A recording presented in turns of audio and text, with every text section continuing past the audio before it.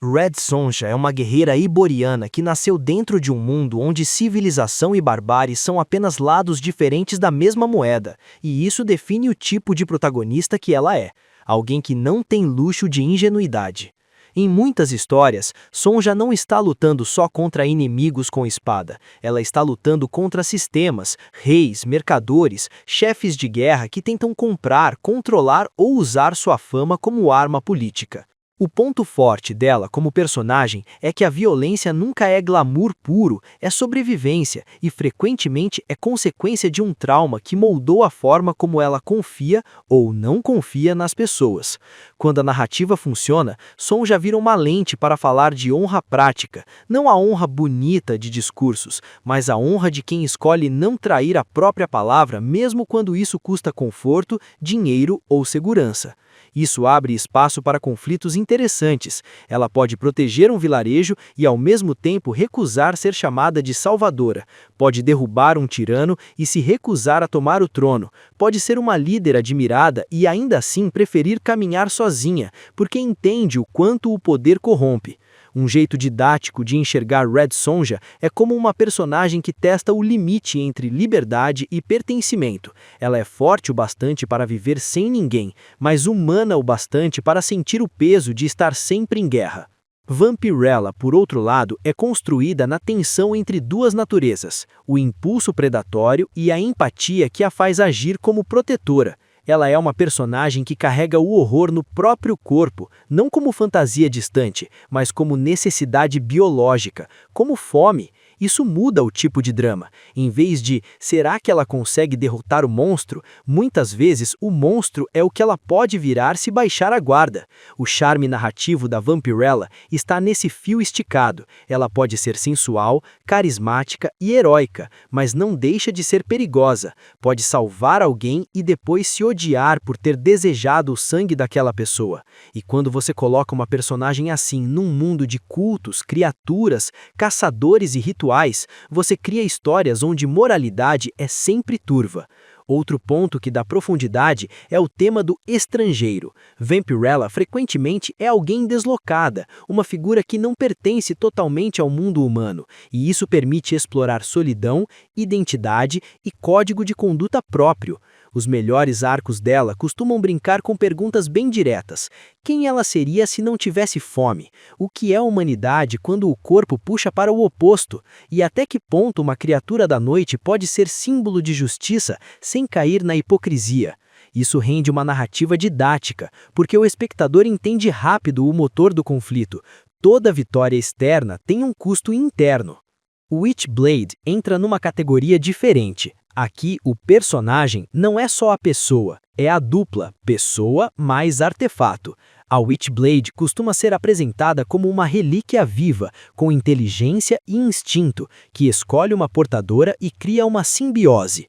Isso é ouro para roteiro, porque o poder não é neutro, ele influencia, tenta, protege e às vezes exige. O conflito principal vira: quem está no controle? A portadora pode ser alguém com vida comum, emprego, rotina, e de repente carrega uma entidade que a empurra para guerras antigas, linhagens secretas e inimigos que ela nem sabia existir. E como a Witchblade geralmente transforma o corpo em arma, armaduras orgânicas, lâminas, chicotes, escudos, existe também a metáfora de transformação, poder que muda a identidade, poder que muda como você é visto, poder que muda como você se vê. Narrativamente, isso permite trabalhar medo do próprio potencial, culpa por dano colateral e também a sedução do poder, porque é fácil gostar de se sentir invencível. Em histórias mais urbanas e investigativas, a portadora muitas vezes precisa conciliar, resolver um caso com não ser consumida pelo artefato, e isso cria um ritmo excelente. Pistas, ameaças crescendo e o artefato reagindo como um animal diante do sangue. Didaticamente, Witchblade é um bom exemplo de como o superpoder pode funcionar como personagem secundário. O poder tem personalidade e a protagonista precisa negociar com ele. Lady Death é uma personagem que frequentemente ocupa o espaço do épico sombrio, reinos infernais, guerra supernatural, entidades cósmicas e um senso de tragédia grandiosa. Ela se destaca porque costuma ser tratada como força de ruptura, alguém que não aceita ser peça num tabuleiro de deuses, demônios ou destinos escritos. O arco dela tende a ser sobre soberania, a ideia de tomar posse do próprio nome, do próprio poder, do próprio reino, mesmo que o preço seja atravessar infernos literalmente. Ela é muito útil para histórias que querem falar de opressão e rebelião em escala mítica. Não é só um vilão para derrotar, é uma ordem inteira para derrubar. E quando você coloca uma personagem assim, em confronto com hierarquias infernais, você cria dilemas que são ao mesmo tempo grandiosos e pessoais. Trair para sobreviver ou morrer livre? Aceitar o trono para proteger os seus ou rejeitar o trono para não virar tirana? Outra coisa que amplia a Lady Death é a estética. Ela costuma ser escrita e desenhada como ícone, e ícones precisam de mitologia. Então, um roteiro mais longo pode explorar como ela se torna lenda dentro do próprio universo, como seguidores e inimigos reinterpretam suas ações e como o medão que ela causa também vira uma prisão. Didaticamente, ela é perfeita para mostrar como o personagem pode ser maior que a trama. A presença dela muda o mundo ao redor, e o mundo responde com guerras, cultos e alianças. Purgatório é aquela personagem que desafia o público a aceitar uma protagonista que não quer ser aceitável. Ela costuma surgir com energia demoníaca, agressiva, dominadora, e é comum que as histórias usem isso como motor. Purgatório quer mais, quer agora, quer do jeito dela. Só que a camada interessante é quando o roteiro reconhece que ambição e violência têm origem em feridas, em histórias de servidão, em manipulação por forças maiores. Então o arco mais rico não é ela vira boazinha, e sim ela se torna dona de si, e isso pode continuar feio, perigoso e moralmente cinza.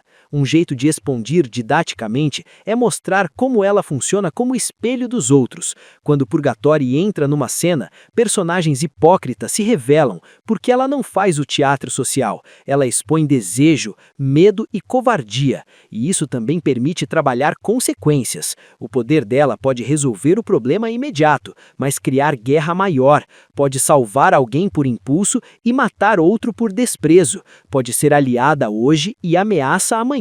Em termos de narrativa, ela é excelente para tramas de facções, pactos e traições, porque sua presença desestabiliza alianças. E no nível pessoal, dá para aprofundar a pergunta: o que ela realmente quer além de dominar? Existe vazio por trás da fome de poder? Se existir, ela admite ou transforma isso em mais violência? Quanto mais o roteiro explora essa tensão, mais a personagem cresce. Shi, Ana Ishikawa, costuma puxar mais para a ação pé no chão com intensidade emocional.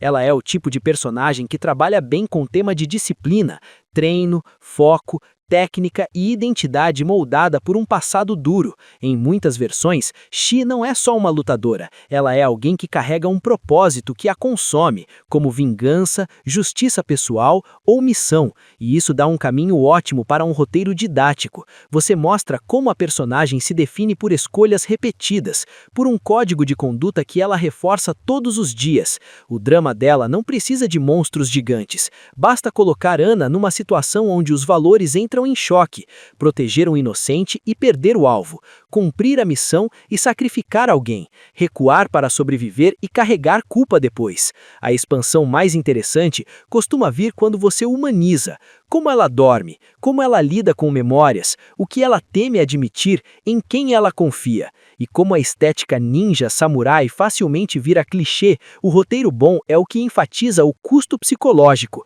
Estar sempre pronta para matar cria isolamento, e isolamento cria desejo de conexão, e essa desejo vira fraqueza explorável por inimigos.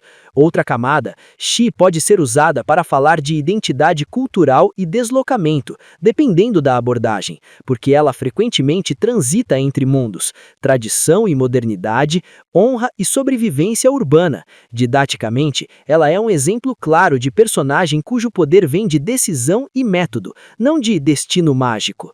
Deja Torres é ótima para ampliar porque ela vive no cruzamento de aventura e política. Como princesa marciana, ela não é só interesse romântico, ela é símbolo, peça diplomática, líder e alvo estratégico. Em narrativas ambientadas em Barsoom, cada gesto de Deja Torres pode ter impacto militar. Um casamento pode selar paz ou iniciar guerra. Uma fuga pode virar revolução. Uma aliança pode reorganizar cidades inteiras.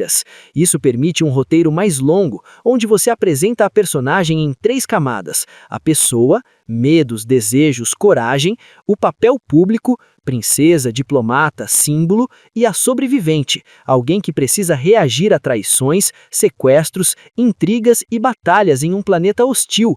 Um insight importante é que personagens de corte ficam mais interessantes quando têm agência estratégica. Não é só ela é valente, ela entende o tabuleiro. Então você pode expandir mostrando como ela lê inimigos, como negocia, como mantém postura quando tudo desmorona, e dá para explorar dilemas clássicos de liderança. Ela protege o povo obedecendo tradições que talvez sejam injustas, ou rompe tradições e vira alvo interno. Ela se sacrifica para evitar guerra ou recusa e aceita o caos. Didaticamente, Deja Torres ensina como a aventura pulp pode ter densidade política. O exotismo do mundo é cenário, mas as decisões são humanas e pesadas. Aspen Matthews costuma funcionar como personagem de descoberta e despertar, com mistura de fantasia urbana e mitologia própria. Ela frequentemente é apresentada como alguém aparentemente comum que descobre ligação com forças antigas, magia, linhagens, entidades, dimensões, e precisa aprender rápido porque o mundo não espera maturidade.